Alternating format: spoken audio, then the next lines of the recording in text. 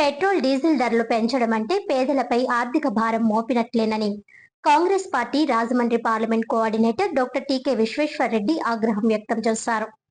కేంద్ర ప్రభుత్వ పాలకులు ప్రజలను మభ్యపెడుతున్నారని Rajahmundry parliament coordinator doctor TK Visweswar Reddy మండిపడ్డారు.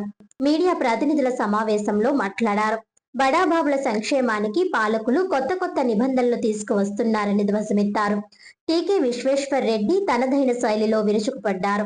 అర్బన్ జిల్లా కాంగ్రెస్ అధ్యక్షుడు బాలేపల్లి మురళీధర్ మాట్లాడుతూ పేదలను దోపిడీ చేసే ప్రభుత్వమని అభివర్ణించారు. పెట్రోల్ డీజిల్ అమాంతం ఒక్కసారిగా పెంచడం వల్ల నిత్యావసరాల ధరలన్నీ మరింత పెరుగుతాయని అన్నారు. పేదలకు అందుబాటులో లేకుండా పోతాయని ఆవేదన వ్యక్తం చేశారు. పొదుపు సూత్రాలు ఎదుటవారికి చెప్పడానికే పనికి వస్తాయని అన్నారు. ప్రత్యేక విమానాలలో ప్రజాధనంతో పర్యటనలు చేసే వారికి లేని ఈ పొదుపు పద్ధతి సామాన్య పేద ప్రజలకు ఎందుకని ప్రశ్నించారు. 50 రూపాయల మధ్యలో డీజిల్ ఇచ్చాం, 500-600 రూపాయల మధ్యలో గ్యాస్ సరఫరా చేస్తాం. మరి ఇవాళ అంతర్జాతీయంగా క్రూడ్ ఆయిల్ చాలా తక్కువగా ఉంది. అయితే ఇప్పుడు యుద్ధ వాతావరణంలో ట్రాన్స్పోర్ట్ లేక ఇబ్బంది ఏర్పడిందే తప్ప యాక్చువల్గా చూస్తే అప్పుడు కూడా మీరు 110 రూపాయలు, 112 రూపాయలు, 107 రూపాయలు, 109 రూపాయలు అమ్మారు. మరి అది ఈ వచ్చిన ఆదాయం అంతా ఏమైపోతుంది?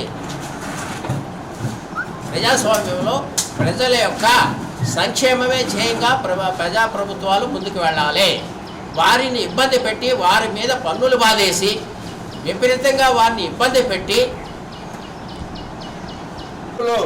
నరేంద్ర మోడీ బడాబాబులకి రద్దు చేసిన అమౌంట్ 34 లక్షల కోట్లు.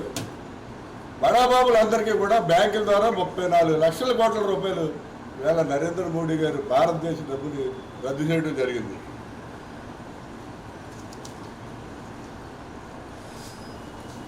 అలాగే మన భారతదేశంలో డబ్బు తీసుకుని పారిపోయిన వాళ్ళు 12 మంది ఉన్నారు.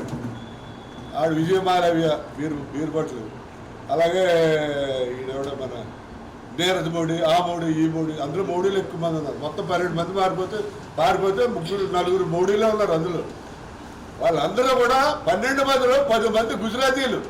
వాళ్ళందరూ బ్యాంకులకి దగ్గర అక్కడెక్కడ అప్పులు తీసేసుకుని 6,000 కోట్లు, 12,000 కోట్లు, 15,000 కోట్లు విదేశాలకు పారిపోతే అవి ఒక్కడి గురించి ఎవరి గురించో మాట్లాడడం, ఎవరిని ఇండియా తీసుకురావడానికి ప్రయత్నించాడు. ఎందుకంటే వాళ్ళందరూ మోడీలో ఎక్కువ మంది, గుజరాత్ వాళ్ళు 10 మంది ఎక్కే తీసుకొస్తాడు. ఆ మొహం అందరూ కూడా నరేంద్ర మోడీకి కావాల్సిన వాళ్ళే. వాళ్ళందరూ కూడా ఇండియాలో బ్యాంకులో లోన్ తీసుకుని మరి విదేశాలకు పారిపోవడం జరిగింది. ఇంక ఈ ఆదాని గారు మరి ప్రపంచవ్యాప్తంగా వ్యాపారాలు చేసేస్తాడు. ఆదాని